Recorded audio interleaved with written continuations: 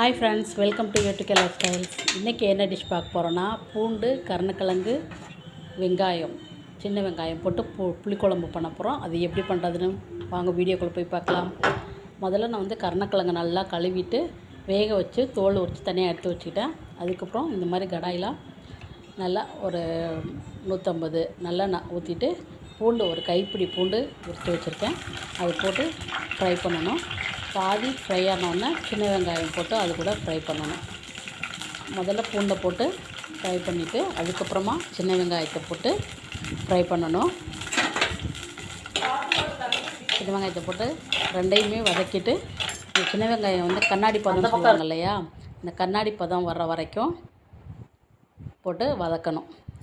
நல்லா பூண்டு சின்ன வெங்காயம் வதங்கினதுக்கப்புறமா நம்ம கடுகு, வெந்தயம், பெருங்காயம், கருவேப்பிலை எல்லாமே போட்டு அது கூட வறுத்துக்கலாம்.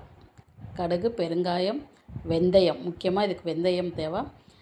போட்டு நல்லா கடுகு வெடித்தோன்னா நம்ம தோல் உரித்து கட் பண்ணி பீஸாக போட்டு வச்சுருக்கேன் கருணக்கிழங்கு, அதையும் இது கூட ஆட் பண்ணி, அப்புறம் இதுக்கு சுண்டை வத்தல் வறுத்து தனியாக எடுத்து வச்சுருக்கேன். அதுவும் போடலாம், செம்ம டேஸ்டிங்காக இருக்கும், உடம்புக்கு ரொம்ப நல்லது.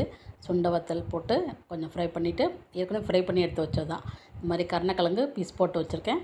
அதையும் போட்டு புளி, மிளகாத்தூள், உப்பு தேவையான அளவு, குழம்பு மிளகாத்தூள், மஞ்சத்தூள், குழம்பு மிளகாத்தூள் போட்டு புளி கரைச்சி ஊற்றி நல்லா கொஞ்சம் தண்ணி விட்டு எண்ணெய் பிரிஞ்சு வர வரைக்கும் நல்லா கொதிக்க விடணும்.